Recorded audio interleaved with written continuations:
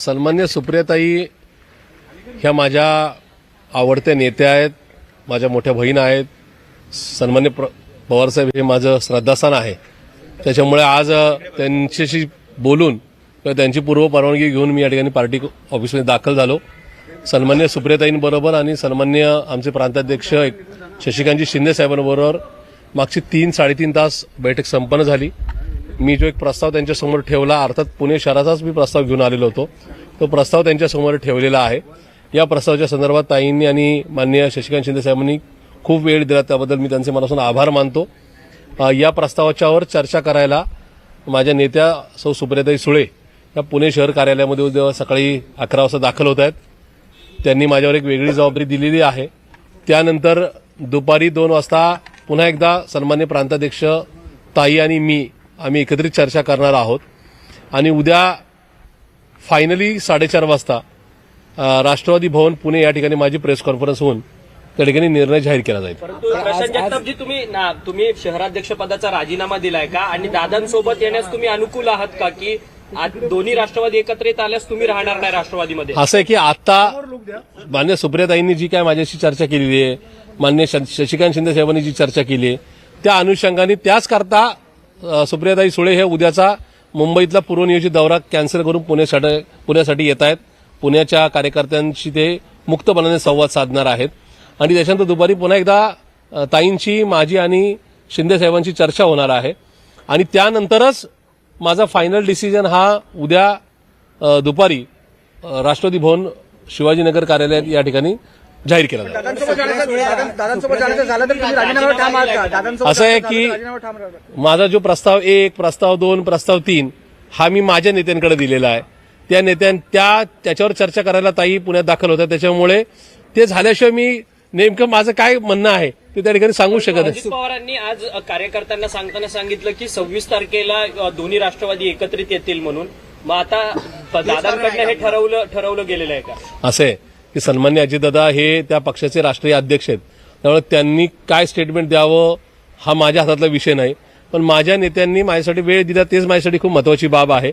आता उद्या सकाळी फार 12 तास राहिलेत.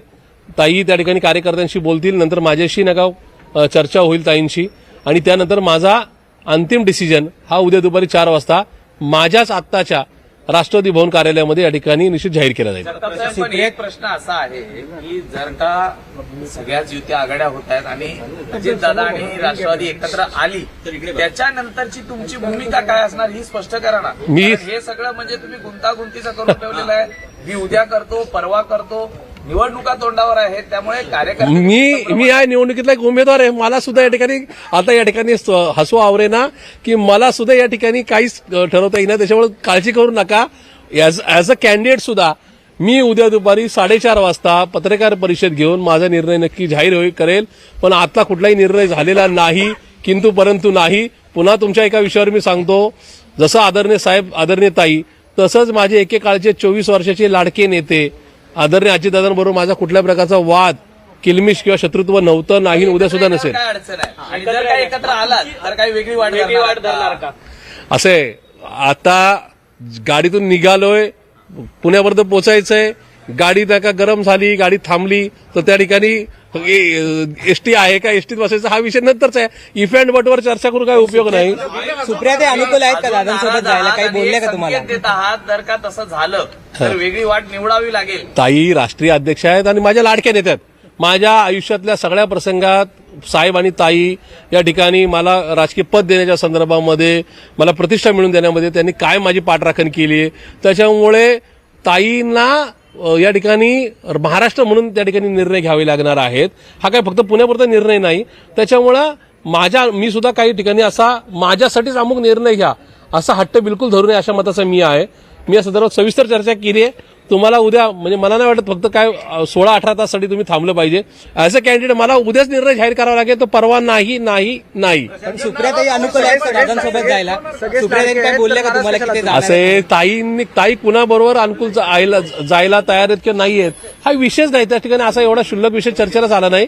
या ठिकाणी फक्त आणि फक्त मी आज जो प्रस्ताव दिला, उद्या कार्यकर्त्यांचं म्हणणं ऐकून ताई मी आणि सन्मान्य शिंदे साहेब हे कॉन्फरन्स कॉलवर बोलणार आहेत आणि त्याच्यानंतर माझा अंतिम जो काय निर्णय आहे तो उद्या संध्याकाळी 4-4:30 वाजता डिक्लेअर केला जाईल. सुप्रिया सुळे मगाशी दुपारी पत्रकार परिषद म्हणाले होते की तुमच्या प्रस्तावाबद्दल निर्णय नाही झाला तर कार्यकर्ते नाराज होतील आणि त्यानंतर जे काही होईल त्यासाठी नेमकं कसं असणार? असं आहे, मी एवढा मोठा लीडर नाही की माझ्यावर कार्यकर्त्यांनी डिपेंड राहावं, पण एक नक्की आहे की राष्ट्रवादी काँग्रेस पार्टीने आदरणीय पवारसाहेबांनी आदरणीय सुप्रियाताईंनी मला पूर्ण अधिकार दिला. ताईंनी मला खूप फ्रीडम दिलं, त्याच्यामुळे ताई न्याय देतील असा विश्वास आहे तुमच्या? अरे ताईंनी मला खूप न्याय दिलाय. ताईने एवढा न्याय कुणीच दिलाय नाही, त्याच्यामुळं जी थँक्यू. सुप्रियाताई ताईंनी मला सूचना केली आहे गाडीत बेल्ट लावून जा म्हणून. ताई का बघावी लागेल म्हणून. ताई इकडे ना, ताई इकडे ना 2 मिनिटं. आता इथेनॉलच्या आणि इलेक्ट्रिकच्या गाड्या आल्या त्या गरम होत नाहीत. त्यांना घरी जाऊ दे, बिचारी पोरं सकाळपासून. जी नाही, या ठिकाणी ताईंनी मला खूप या ठिकाणी ताकद दिलेली होती आहे आणि उद्या सुद्धा देत राहतील. त्याच्यामुळे या ठिकाणी एका निवडणुकीसाठी कुठं काय नाराजी किंवा राग असल्याचं काय कारण नाही. माझी भूमिका ताईंसमोर मांडली आहे. ताई उद्या सकाळी पार्टी कार्यालयात येत आहेत. उद्या दुपारी माझा अंतिम जो काय निर्णय असेल तो मी जाहीर करेन. प्रशांतजी मुद्दा असा आहे, तुम्ही शहराध्यक्ष पदाचा राजीनामा दिला आहे की नाही हे पहिले क्लिअर करा. आणि जर दिला आहे तर ताईंसोबत काय म्हणजे एकंदरीत चर्चा झाली, कारण की तुम्ही नाराज आहात हे तर दिसतच आहे. पक्षाची एक चौकट असते, त्या चौकटीत जे म्हणून मला काय मांडायचं होतं, जे काय पेपर त्यांना ए पासून झेड पर्यंत जे पेपर द्यायचे त्यांना मी दिले. त्या पेपरमध्ये सगळं काय येतं, तर ते सगळे पेपर दिलेले आहेत. त्याच अनुषंगाने ते आमच्या सगळ्या टीमशी संवाद साधणार आहेत आणि त्या संवाद साधल्यानंतरच त्या ठिकाणी अंतिम निर्णय पुन्हा एकदा म्हणजे मी त्यांचे मनापासून आभार मानतो सन्मान्य सुप्रियाताईंचे आणि मान्य शशिकांत शिंदे साहेबांचे की आमचा दुपारी 2 वाजता शेवटचा म्हणण्यापेक्षा एक फायनल या संदर्भातल्या घटनाक्रमातला एक कॉन्फरन्स कॉल घ्यायचं ठरलंय आणि 4:30 वाजता मी त्या ठिकाणी माझा अंतिम जो काही निर्णय आहे तो जाहीर करेल. शेवट प्रश्न असा आहे, तुम्ही राष्ट्रवादीच्या एकत्र येण्यावरती तुमचे आक्षेप आहे किंवा तुमची नाराजी आहे, तो मुद्दा तुम्ही ताईंकडे मांडलात का? मी ए पासून झेड पर्यंत मुद्दे पण मांडले आणि पेपर पण सबमिट केले. धन्यवाद.